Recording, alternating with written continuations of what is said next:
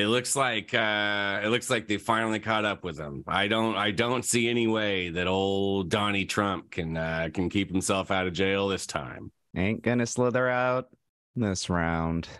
He's not going to do it. It's not going to be a total blip on his radar. Mm-hmm. I feel like we owe, at least Skylar and I owe the boomers in our lives an apology, or like we got to eat some absolutely crow. not. Absolutely not. So, like, they're not even going to, like, the next trial. Like, it's not coming back into like fucking court until like December. This was, I was going over this today in my head. Did we say, we definitely said he's not going to prison. We definitely said that. And that's well within the realm of possibilities, a probability at this point. I think we might have said he wasn't even going to be arrested, though. Was he technically arrested, or was he just like indicted for a bunch of crimes that he pled not guilty? He was technically in custody. Okay. Yeah, he was technically in custody, but it was the whole like no mugshot, no handcuffs, no perp walk. No night in the tombs. Listen. Like, if anyone's been to jail in Manhattan, a night in the tombs is something. Like, I thought Trump was going to get the whole works, you know? The checking the beehole, Dude, how if you were like the prison guard, how much would they have to pay you? Like, if you were the one, they were like, all right, Kempa, Sergeant Kempa, whatever they call the prison guard. It's definitely Sergeant Kempa. Sergeant Kempa. We got a pretty high profile guy coming in, and you're gonna have to check out his butthole. I think you probably know who it is. But once you see it, that's when you know. It's shaped like, he had it changed to be shaped like a dollar sign. It's shaped like a Big Mac. It is simultaneously one of our nation's most notorious and most beloved beeholes. Mm-hmm. I would insurrect for that beehole. How much shit? How much would you have to get paid to not take a look at his hog to see if it matches that statue?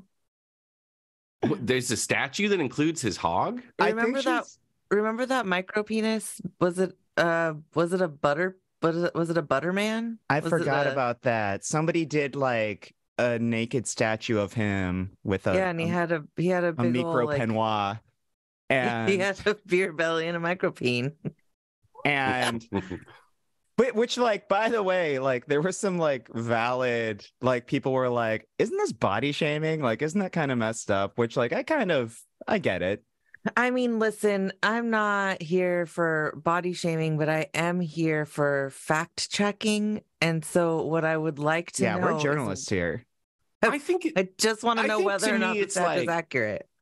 Like, I think it's like listening to somebody who isn't Italian, like, do an Italian accent, where you're like technically that is racist, but it's not really that offensive to most people. So usually most of us will just sort of allow it, even though if you just straight up ask the question, is this a racist thing to do? The answer technically is yes. I feel like that's kind of the body shaming thing with Trump, where it's like, I think I'm learning here that Skylar thinks Italians are people of color. Is that what we're landing on? I'm just saying, like, doing an accent that does not come naturally to you can be construed.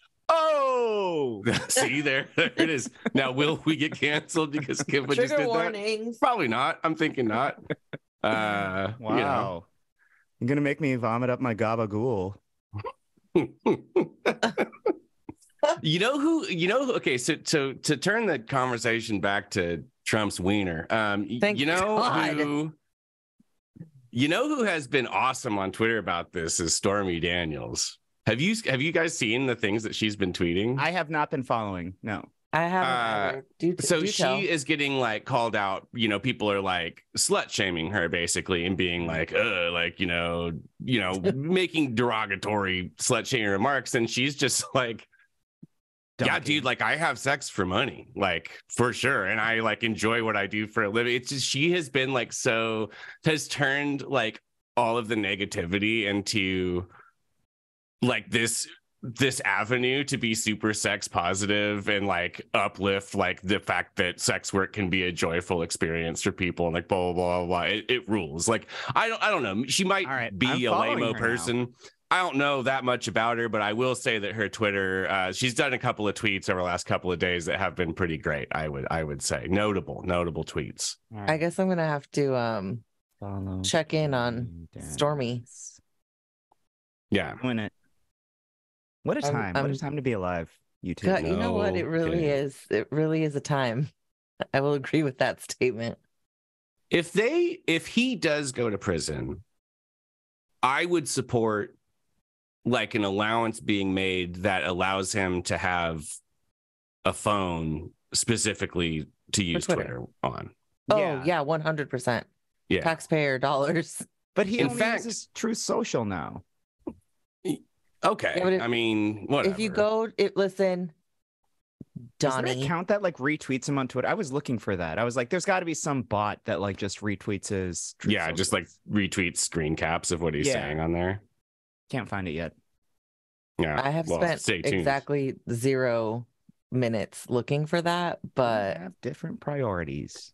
Dave, here's the question for you. How far will you go? Like, so if Trump does go to prison and we do get like Trump in the orange jumpsuit and the whole thing, how far will you go? That's gonna be so dumb. Like, how far will you go to like, how much crow will you eat to make things right with the lib boomers that we have both been so disdainful about for predicting this future? This is a really good question. Phenomenal. I think we have to have, if any of us have parents that, use the word drumpf or like oranges, say things like it's Mueller time. We are not having my mother on this show. No, we have to have them on the show to just like make us eat shit. I think we have to.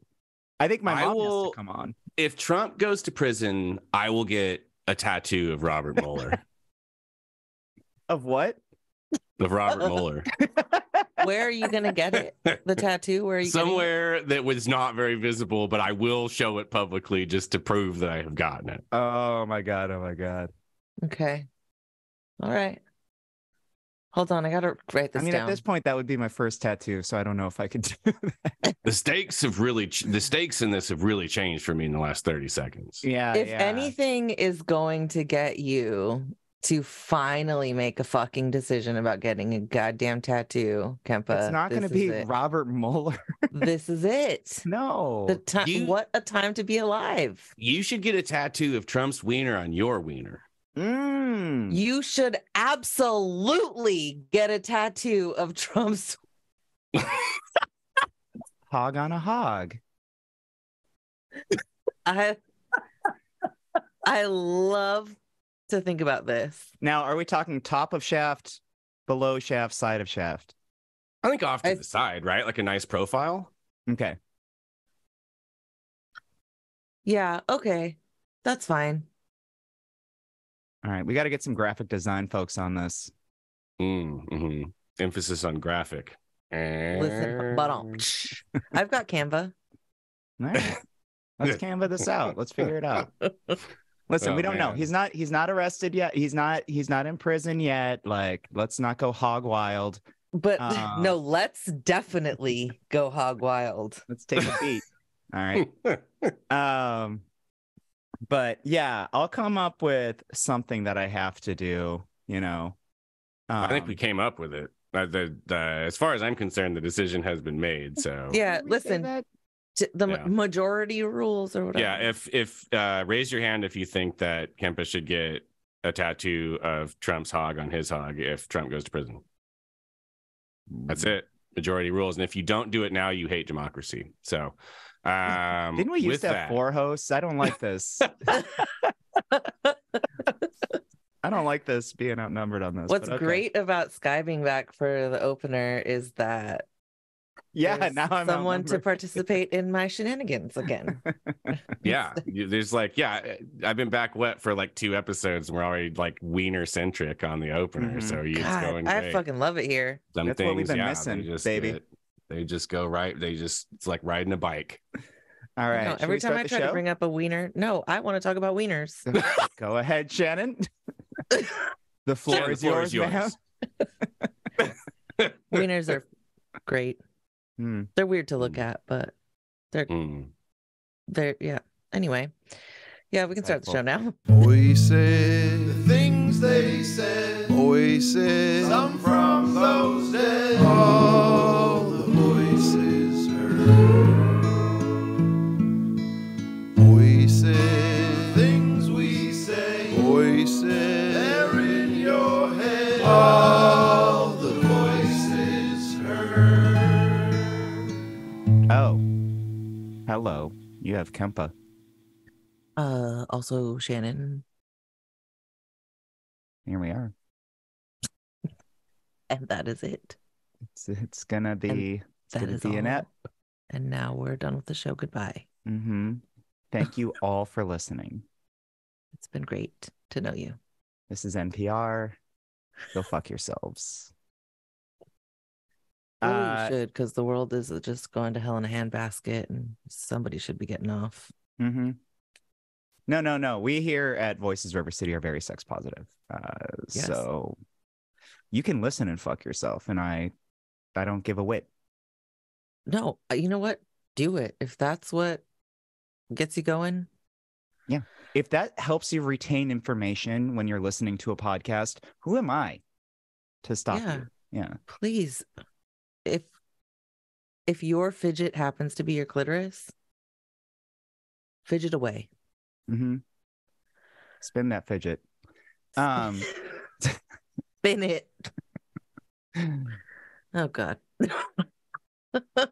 I saw a t-shirt that had like a bottle opener for like wine, with like a little twisty metal thing, and it said corkscrew. Yeah, corkscrew. Thank you. And it said mommy's fidget spinner. I love suburban moms. I need that t-shirt. Somebody cafe press Kempa. Oh, I will wear that. Yes. Men's medium. I will, like, whatever color up to you, listener. It should be a tank top so that you can jog with it on. I would totally wear a tank top way too often to official events. Yes. If Donald Trump goes to prison, Kempa will get mommy's fidget spinner tattooed on his body. That's so funny. With a picture of a corkscrew. No, I don't even need the picture of the corkscrew. I'll put it on my dick and it'll say mommy's fidget spinner. Fucking yeah, you will. That's so dope. Oh, fuck. We got it. We got my first tattoo. All right. Well, taken years. Let's start the show. Yeah. Opener times I don't think the 2. show's ever started with a weirder vibe than it is like these last 3 minutes, but I'm digging it. Yeah. I mean, listen, it's been a long fucking day. It's been a long day. It's been quite a week. And let's learn about it. Let's learn about the needs of the day. We're going to talk about some national level shit a little bit later, folks. Obviously, some really impressive wins, like just A for democracy in Wisconsin. But in Chicago is what we're really interested by. A progressive crushed a conservative Democrat for mayor of Chicago, third largest city in the country. We're not going to start there, though. We're going to start a little more local. So why don't we start with the big news with Camp Resolution? Shit, yeah. Shannon, can you tell us, they've signed, quote unquote, some kind of lease with the city of Sacramento. Can you give us a little history on Camp Resolution and how it got here and why it's important that that the city is even acknowledging them today? And then we'll talk about what the ins and outs of this lease. Yeah, it's wild and also great that we've come to this point with Camp Resolution, which is a pad of concrete on a parking lot on the corner of Colfax Street and Arden Way. Concrete. It's a pad of concrete. In District 2, Councilmember Sean Lowy's district. This was identified as a potential space for shelter in 2021. And city sanctioned, right? Like the city was like, shelter. Yeah, this was we're trying to find all these locations all throughout the city, blah blah blah blah blah, and none of them happened. This was like the comprehensive siting plan. It was one of the spaces that was identified as a result of the comprehensive siting plan. Go into our index and listen to an episode all about that if you'd like. And you know, as things go in Sacramento around housing homelessness, the city was like, nope, never mind, we're not going to use this space. And so they paid $617,000 to put up a chain link, an iron fence, not even chain link. It's an iron fence around this space. How much, like $1,200 of rent per month for any person who was living it is just such an absurd use of money. So fucking bonkers. So yeah, folks were moved off of that lot.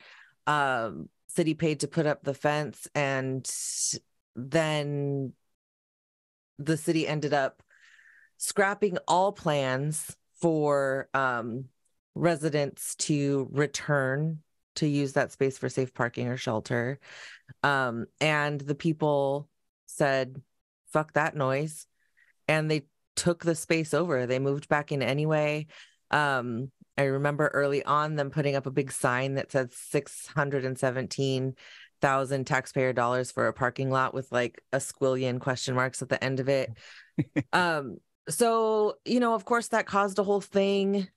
People end up, PD ordered folks at Camp Resolution to leave in November of 2022, right? Which That's then, the police of course, department. I don't know if folks don't know what PD means. Oh yeah, sorry, police department. The local...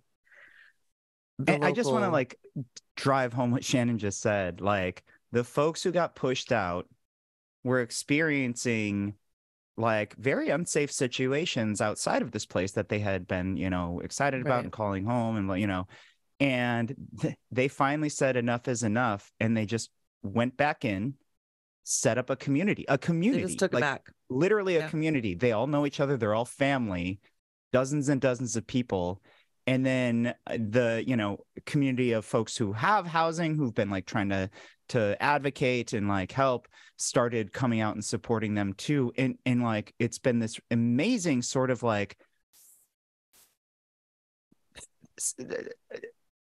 phenomenon led by the folks who were living out in the parkway, out in the streets. And, you know, everyone else just kind of rallying around them. Like, what do you need? How can we support? Yeah. And this, I think, you know, so it was in November of 2022 that really folks started to sort of come around those folks at Camp Resolution and support them in terms of, you know, showing up at city council and really just holding ground on the site at Colfax and Arden. And really, I guess, surprisingly, District 2 Councilmember Sean Lowy, who represents that district, Sean Baby, ended up going out to visit Camp Resolution. He met some of the folks that were staying there and ended up postponing sweeps that had been scheduled and on and on. And so, you know, there's a lot good thing. It was surprising because he's very surprising because potentially the most conservative person on city council. Totally. And he has been very, the language that he uses around homelessness has been really harmful. Mm-hmm. And he has really upheld a narrative that puts people's lives in danger. But, you know, credit where credit's due in terms of him really going out there and like taking the time to look folks in the eye and have conversations with them. I do wonder, like, to what degree Teresa Cliff's reporting at the Bee has forced him into this position.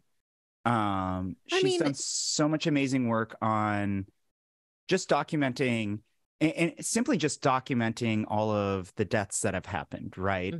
Year to year, and trying to tell people stories. And then, he shows up and he's trying to put on, after all of his harmful language, trying to put on a positive face and like saying, I support you.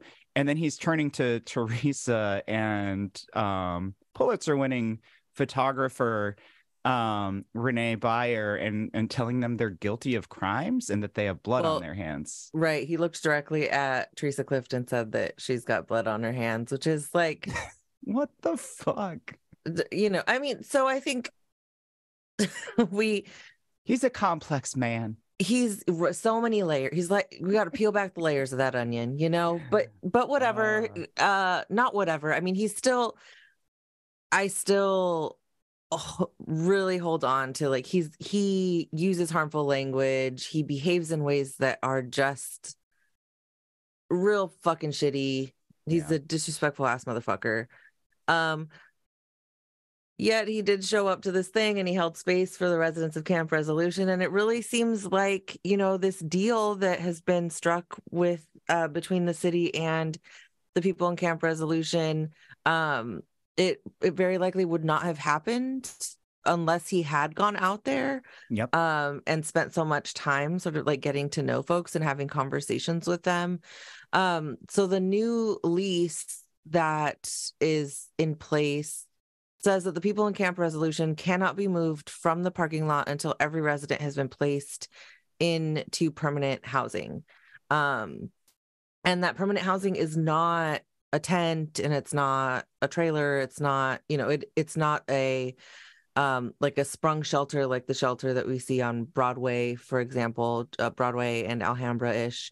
It is supposed to be permanent housing. And I think there's a lot that we can talk about around a lease agreement that includes a stipulation of that really magnitude. It's really Sacramento. Incredible. Yeah. It's I am like pretty baffled that the city agreed to it. I think got lots Ariana of questions. Wrote the piece at the Bee, Lang, and she sort of mentioned that, like, the city has gone back on deals before. Do you have any fear with that at all? Oh, I mean, yeah, 100%. Because I also, and this might just be my own failure to prep appropriately for this show, but I don't know how long this lease is for. Like, it doesn't, as far as I understand, there's nothing that says that it's like a years long lease, which causes me to question, like, is this sort of like a month to month thing? And if that's the case, then it certainly leaves more opportunity for the city to go back on their promise. And I think that we are very likely going to find that making a promise as big as this one, in a city as conservative on housing and housing issues as Sacramento, like, I feel like I get why they did it. It's trying to give campers, protections, but I don't know. We'll see. I think the city has proven to time and time again lose the trust of unhoused folks because of the way that they lead with punitive or harmful action. And I suspect they're unpredictable, right? Super, very, very unpredictable. The council says one thing, and then the city manager goes out and just like shits all over the place and like harms all these people, and like you just don't know what's going to come next from that building. Yeah, it is. I'm concerned about the people that are staying there and that they get to, like get to maintain that space, and that trust really does continue to build. Because one of the biggest fears that I hear from folks who are unhoused and end up in any sort of housing programs is like, how long is it going to last? And the fear of eviction, even from shelter programs, safe parking programs, whatever, the dangers that come with being evicted from spaces like that, where there is a sense of safety and security as a result of the community, is a lot. There's, the experience of homelessness anywhere, but I know Sacramento and work with people who experience homelessness in Sacramento, it's violent. There is violence against particularly women. Let's talk about that. Everyone. It's just it is not safe. Yeah, I mean, let's talk about that, because around the same time that this happened, I think the last paragraph in that B article, a friend of ours talked about how she has a camp. I believe it's in technically county jurisdiction. Yeah. And they had given her a 48-hour notice to vacate. And she'd been there for years and years and years with elders who have been there for decades. And, this friend has since then, so good story with camp resolution and all this. But meanwhile, we have this also happening in a different corner of our region. They all got evicted, all of their belongings, tents, everything you own, thrown away like it's trash, and they had nowhere to go. And she posted about a horrible thing that happened to her. Can you talk a little bit about just like what does that mean for a single woman when the little things you have, the little sort of connections to community, or some what is your home is just all gone. It's obliterated. Yeah, I mean, I think that it is really hard for people who experience housing insecurity, for us to fathom the traumatization that occurs when a person loses all of their personal belongings and a consistent space to lay their head. It really is you're just everything is turned upside down. And it's because all of a sudden, any element of consistency or security that you may have known, albeit tiny, is gone, right? And all of a sudden you already live in this space. And this is not my own lived experience, because I have not ever been unhoused, but having almost 2 decades of experience working with unhoused folks, the stories that I hear are that you are always living in a space of what's next. And so there's always this level of heightened fear and anxiety, because you really just you don't know what the next moment could bring. And if you need to go to an appointment and you don't know if your bedding is going to be there when you're back, or should I carry it with me, and is the place that I'm going to allow me to take this inside with me, and all of these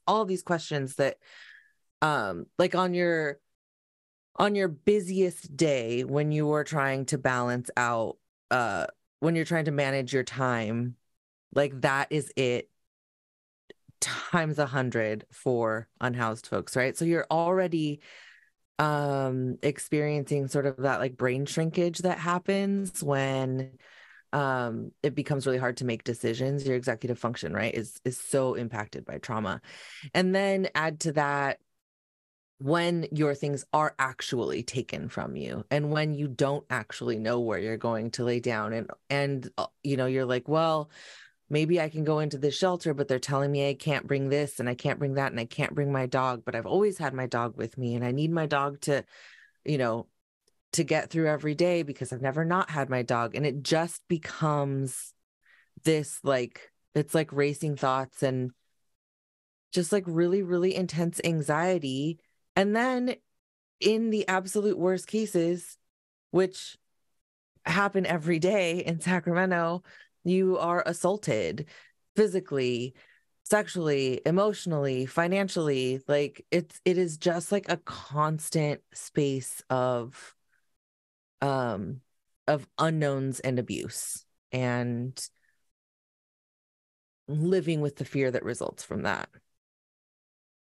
Yeah. Like it makes me, like, I have like a reaction, like my body tenses up as I think about all of like these stories that I have heard from folks, and thinking about the people that we're talking about having been just evicted from this space that they have lived in for decades. Yeah. And anyone who's been down there knows that the people that are living down there are not like young, mobile, like self-sufficient people. These are folks who are like having to tie all of their personal belongings down in the rain so that it doesn't like wash away, and they're living in wheelchairs and they're needing crutches, and they're, you know, they need a lot of support, and they literally got kicked out, not offered a fucking thing. Yeah. And so like you look at our county, and it's our park rangers. I've been out there. I've seen park rangers steal things from them. And it's our county soups that put a stamp on this. And these are the results of it. You know, it's getting robbed. It's physical harassment. It's sexual harassment, assault. Like it's a direct result of our political choices, of our supervisors and our parks department's political choices. And I don't know how you can draw a straighter line, you know? And it does. Like, we talk about this a lot. Public safety is important. What they're doing, what our politicians are doing, is not safe for the public. This isn't public safety. This is endangering people. And we need to rethink that. More cops isn't going to save our friends who are on the river. No, and that's, you know, it is, we have these conversations over and over again on this show. And I know, you know, we're in a lot of ways, we're having conversations with friends, really, right? Like with like-minded people, and hoping that it ends up sort of like making its way out. But I think about this public safety thing, and you know, I've been working on issues of housing and homelessness in Sacramento since 2008. And it has been the exact same fight the entire time. Right. More affordable housing, more planning around shelter, more support, like diversion support, so that people who are getting evicted and then us not being listened to for a decade. And this is the result. This is the result. So like, and of course there's like these horrible fucking things happen because it's people, when like in a space where scarcity reigns for vulnerable people, then harm happens, right? Yes. Like it is just scarcity equals survival equals harm, like crime, right? Yeah. It's just and there is no way around that.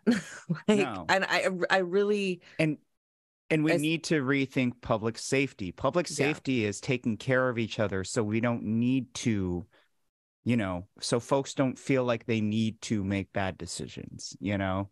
I mean, if folks just had space, if folks had access to housing and healthcare and food and education and childcare and like all of these things, we would live in a space that saw so much less of the crime and harm that happens in this community. And we're not just shooting rainbows out of our assholes. This is science. Like there is research on this that if you take care of your community, crime will drop, quality of living will rise, you know, and we refuse, even in quote unquote liberal California, Sacramento, we've refused for decades to do this, you know?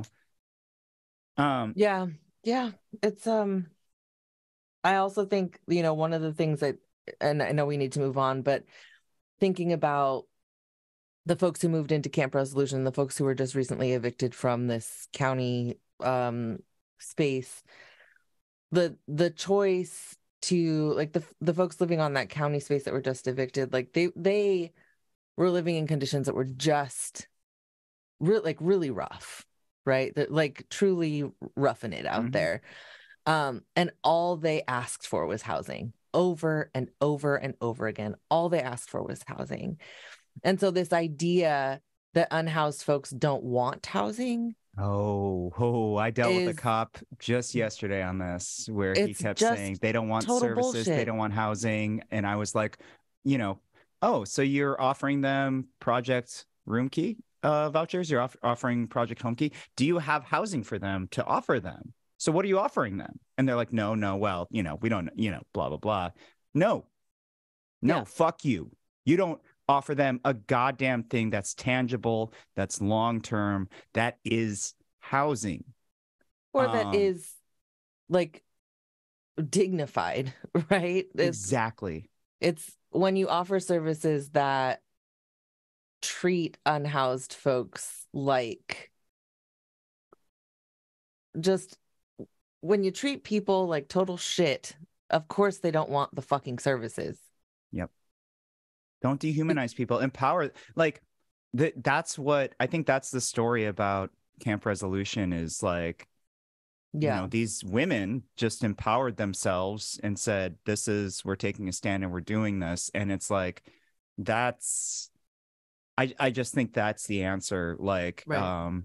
And watching them do that in a space where like people generally don't respect them, like it's, I don't know. There's like not words for it to me. It's so fucking cool. Yeah, I'm really interested to see how it rolls out and how it continues to roll out. And I celebrate with them that they have this win. Let's celebrate while we can and hope that it sticks. Yep. Keep fighting, Camp Resolution. You are kind of the most exciting thing happening, I think, in the movement right now in our region. And that's really, totally. Really cool. Let's move on to a couple more local things real quick. ACE, very well-known nonprofit. They are real ones. They fight for renters' rights all throughout the state. They actually like held a meeting recently, and they got Councilmember Katie Maple to come out to it, District 5, and they are pushing for Tahoe, a tenants anti-harassment ordinance, right? Basically an ordinance that would, deepen protections for tenants in the Sacramento region, which is needed right now. A few things have been cobbled together here and there over the years, but some of them just like lost funding, don't exist anymore, right. Blah, blah, blah. And so they're like, no, we're going to set something in stone. And Councilmember Maple, to her credit, was like, absolutely, this is great. And she brought it to City Council I believe it was last week. And then Tuesday, April 4th, the way that the process works now is it has to go through the Law and Legislation Committee before it's presented to City Council. So it has to pass through there. And the chair there obviously is one of the few real ones on City Council, Katie Valenzuela. But she also has 3 fairly conservative members on this committee with her. Yeah, she does. So they discussed it this Tuesday. Did you get a chance to look at it at all, Shannon? That meeting? Yeah, I watched, and I don't know how Councilmember Valenzuela is able to not just completely roll her eyes all the way back into her brain when she listens to her colleagues speak. I'm so thankful we live in an ecosystem, because I would have just bashed my head against a wall for 2 hours during that if I was the chair. No, 100%. And she does such a good job of listening to total fucking bullshit or somebody say the same thing 20 different times, and then she distills it into a sentence that makes some kind of sense. Mm-hmm. Yeah. But yeah, anyway, I did watch it, and was not surprised by the number of the representation from Capitol that came out and gave their public comments. Yeah, so a lot of renters' rights folks came out with their public comments. I think it was like 60-40, give or take. Yeah, there were 15 total commenters, 10 in support and 5 in opposition. Okay. So, well, that's good. 67% then for the renters' rights folks. And the folks against it were it was landlords, of course. You get that. It's like, I get it. A landlord is like, no, fuck you. I want to keep exploiting you. But it was real estate as well, which I thought was fascinating. Like, and then one of the real estate people said the quiet part loud and was just like, oh, no, like, we don't want this because it will lower our housing value. Right. If you have rights. And it was like, okay, like. Yeah, so one of the things that I was really like paying attention to was that public comment. Yeah. I was super interested in public comment, and I was really interested in what my council member was going to say about this. Rick Jennings is unfortunately my council member. Super Bowl winner of the Oakland Raiders, Rick Jennings. That's the one. Man who I defy any of you to tell me his top 3 things that he cares about on that day, as no one fucking knows. No, not he doesn't even know. No. He wants to be loved. Just love me. Yeah, so it was like, I think it like loud and clear, the tenants and, tenants' rights folks spoke very clearly and succinctly about why we need these sort of protections, fear of retaliation from landlords who are super shitty, when you complain about them, or landlords who just aren't doing their part to, make sure that their housing is livable and making repairs in time and all of these things.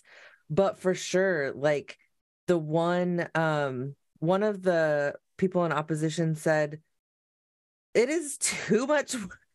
It's too much work for landlords to keep track of the laws as it is. Please don't add this one. And I can't keep track of all the rights I need to respect. Yeah, she's like, listen, I cannot do anymore. What I found fascinating was that there was an attorney that spoke in support. And he said, as an attorney, I receive so many, folks coming to me for support from Sacramento. And I work with the law.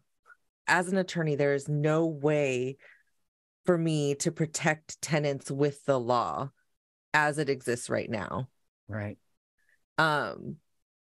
And I think that was something that, like, I think really hit home, and it also really shot down all of the shit that, the landlords and developer or real estate folks were saying, which was, there's already city shit in place. There's already state shit in place. Like, why do we need to do more? There's all of this stuff that already exists. And this attorney's like, well, actually, like, it does, but there is not a clear way to actually support tenants when it comes down to it.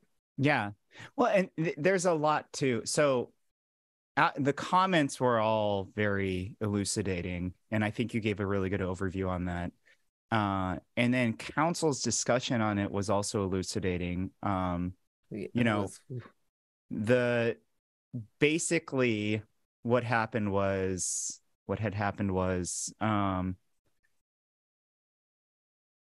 the pro-developer / landlord council members, they wanted to sound tenant friendly, but they also basically towed the line of the developer folks just saying, like, I don't know. I mean, it sounds like some protections already exist. Maybe it's about educating tenants, blah, blah, blah.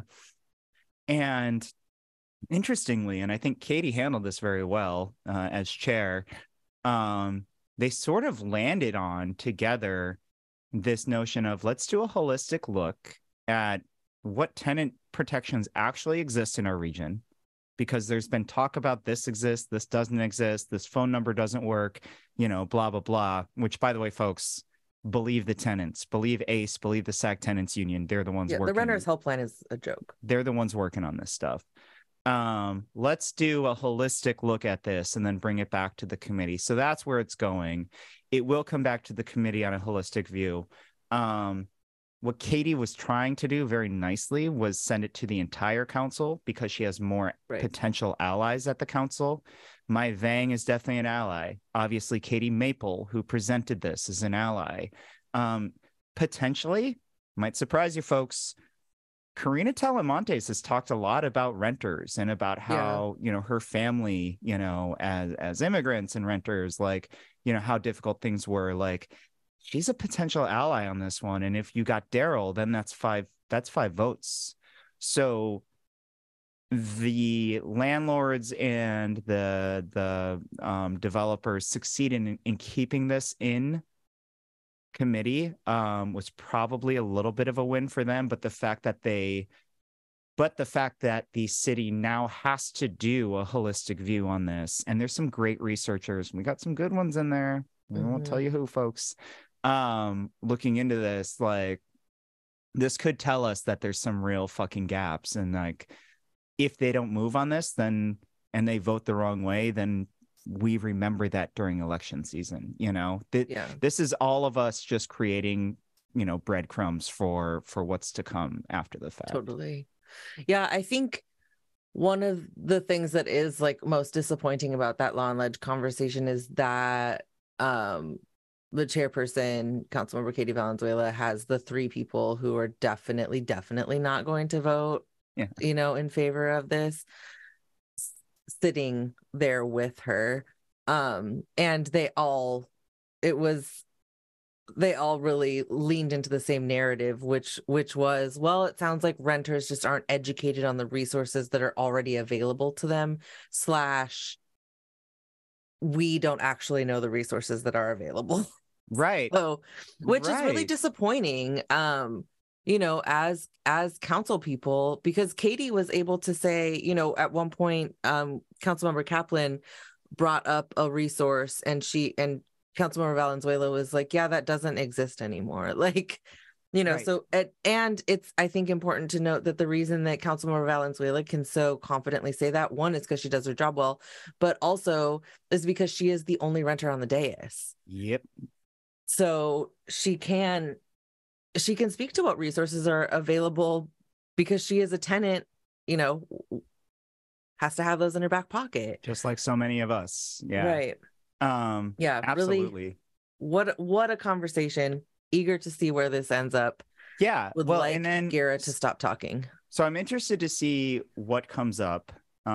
Eric, for the most boring man on earth, he really was able to talk for a long time.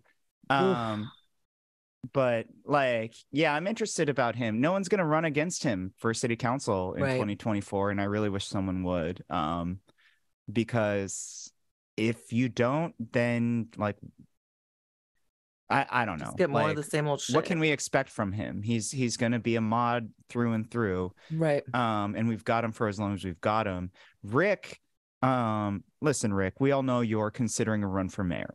So if you vote the wrong way on this follows you. It follows you if you decide to run. So I think that's the thing.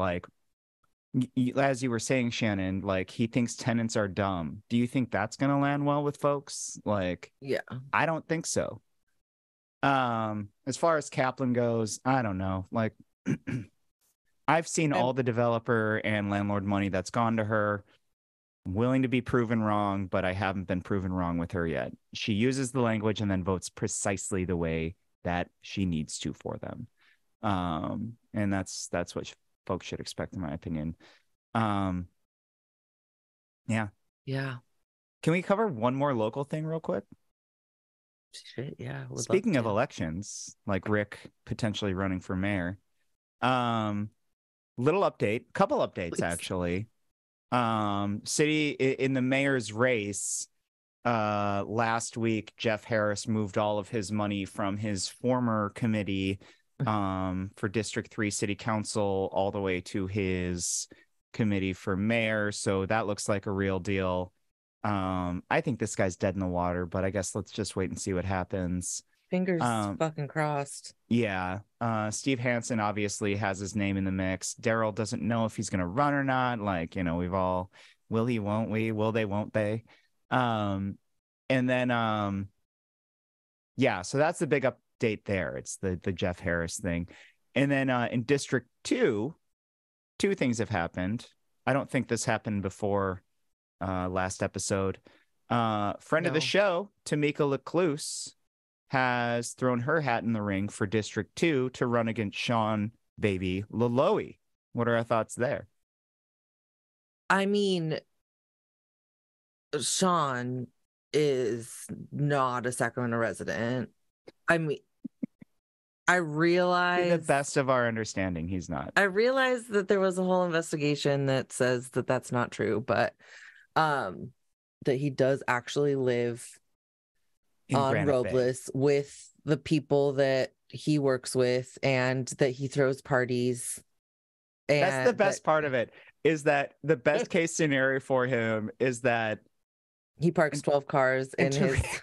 Teresa wrote that sentence so well in the B article. So it's like, the city did a report and found that he does in fact live at his stated address with his employee, and I think like in her son or something, I don't remember. Mm-hmm. And his wife and his children live out in Granite Bay in a $1 million home. Come on, folks. Yeah, let's be real about this. So, I mean, I think that Sean, people definitely need to run against Sean, and Tamika running against him is great. She is no stranger to a city council race. She did run against Jay Chenier. Mm-hmm. That was District 5, former council member before Katie Maple. Yep. And Tamika has a lot of experience. I think that makes her a great candidate. She was a Montessori teacher for 20 years, I think, or so, and she's flood control board and has worked on the investment without displacement committee, and just I am here to see more about her platform, of course, but I am, as full disclosure, as somebody who really loves Tamika and loves spending time with her and her family, I'm excited to see her name out there. Yeah. One thing I will say is, and Tamika knows that we're fans of each other. I'm a fan of Tamika. Yeah. I will say to the lefty orgs out there, do your due diligence, ask her the hard questions. And if she doesn't answer to your liking, you don't have to support her. And that's how it works, right? Right. It is about accountability. And if a potential candidate doesn't stand up for the things that really, really matter to you, it's okay for you to say no. Your resources are limited, and you will support something else somewhere else during that election cycle, right? So and it's not anything negative. It's just saying to potential candidates, do you want these people's support or not? Are you willing to double down on the things that they believe in, and not just social justice, Politicore, or the People's Budget, Sunrise Movement, DSA, all of these folks, and they all align on the same lines. So, do you support what they support or not? And I think it's, I've heard rumblings of all of these orgs kind of coming together to discuss some real hard questions for potential candidates. And I hope candidates do take that stuff seriously, because I think this is a rising power And that's not just in District 2. You know, Katie's running in District 4 against a right-wing Democrat.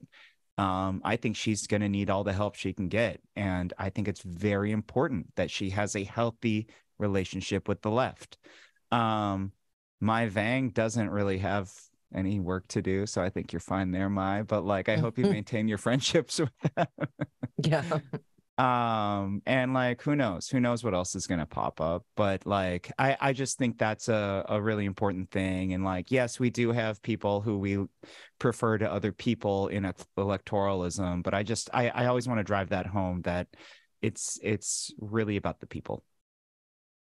Yeah. And I think as we saw very early on after this last city council race, really making sure that those tough questions are asked over and over again for consistency's sake, and really ensuring that the candidate is standing on a solid, or is using a solid framework and not just saying what the people want to hear, is really important. So I really like the reminder to make sure that we're asking those hard questions and doing it consistently, and coming together as folks on the left to ask those questions out of so many different scenarios, so that we can really ensure that what folks say is what they mean. I think that's a great point.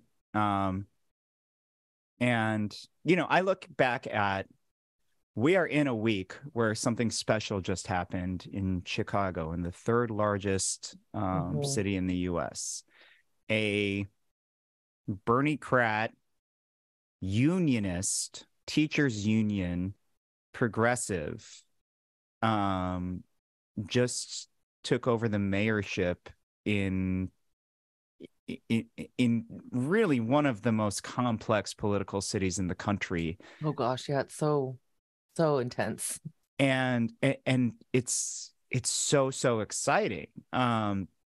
You know, he obviously, I'm talking about Brandon Johnson. Let's go, Brandon. Who just beat Paul Vallis. Paul Vallis being just like a total kind of austerity vampire, trying to privatize schools. He moves from city to city to do that. Similar to the Kevin Johnson types in the U.S. For those of you who are Sacramentans listening to the show. And, you know, Vallis is not, he's basically the hedge fund candidate. And Johnson, it was a tale of two cities fight, really. Johnson is a union man, but he has a good relationship with leftist groups. And seeing Johnson's win, because he was behind in every poll I saw, it drove home to me once more how important it is a healthy relationship between a left and a labor movement, and how, like, once you do that, if you have that healthy relationship, they own 12% of city council right now, the DSA candidates. So like that's how well the left is doing in Chicago. I just think the sky's the limit if those two continue to kind of work together and build up and build out.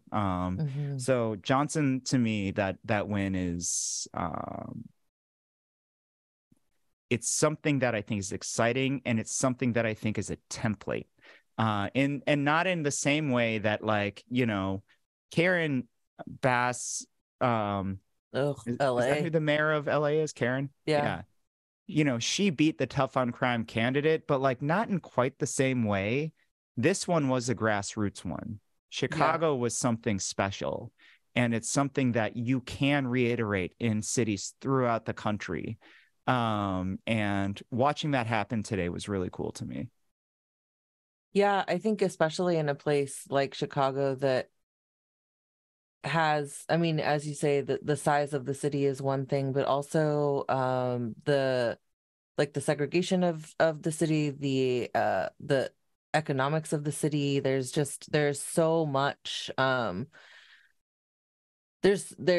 you say, it is so complex, right? And to have somebody come in, especially after a mayor like Lori Lightfoot, and really look to the people and take the like how can I be the best leader for you approach. Unapologetic messaging too. Like I think it is.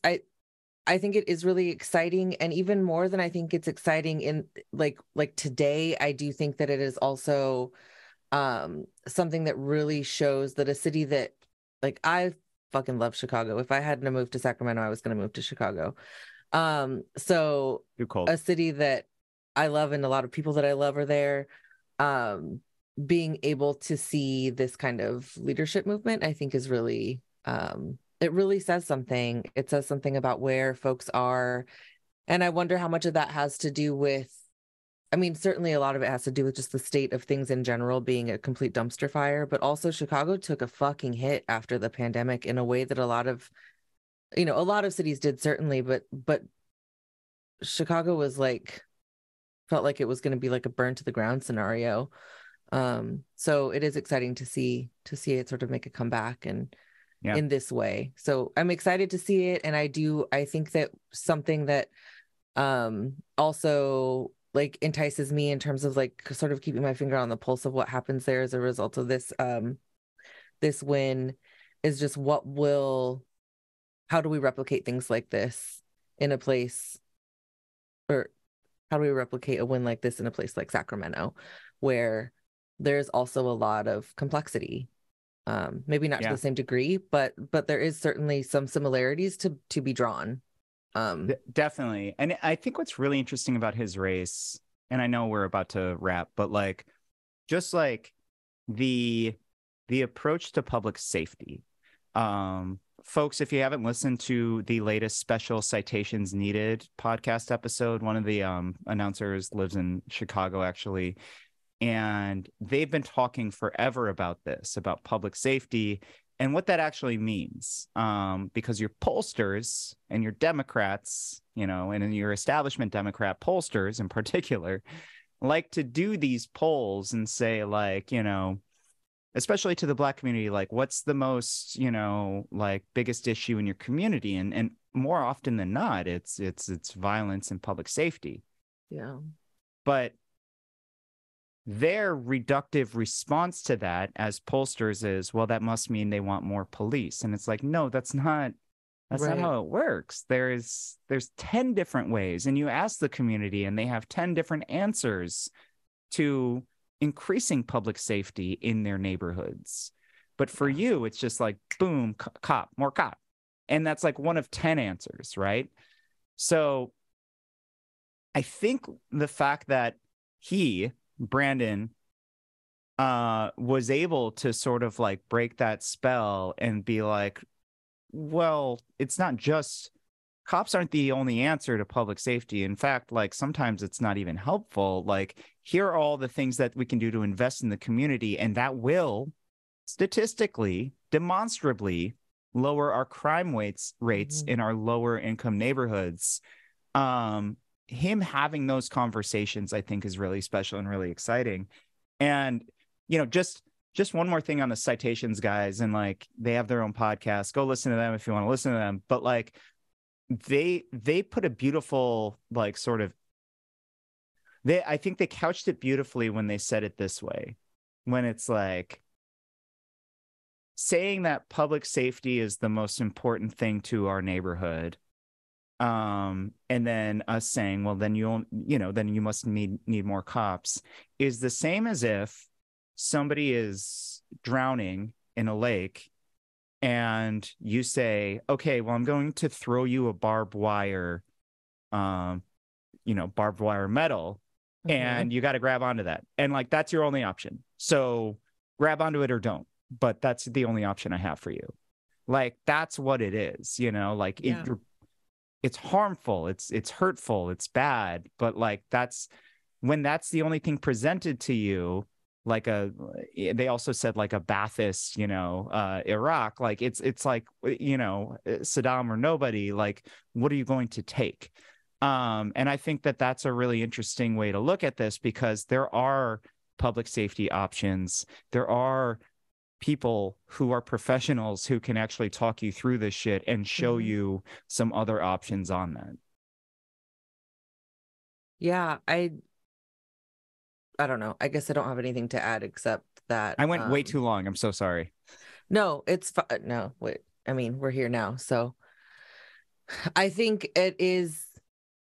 We're having this conversation about the city races in Sacramento that are coming up. We're having this conversation about Brandon Johnson's win in Chicago, and I think it really, like, the way we can wrap this up is really tying this all back to the narratives around public safety and how important it is to engage those conversations with candidates and local electeds, because that public safety is the thing that is going to help move our city into spaces where there's equity and people can thrive. Public safety being housing security, food security, childcare, fully funded libraries, like, all of these things, healthcare. Yeah, all of that. I mean, we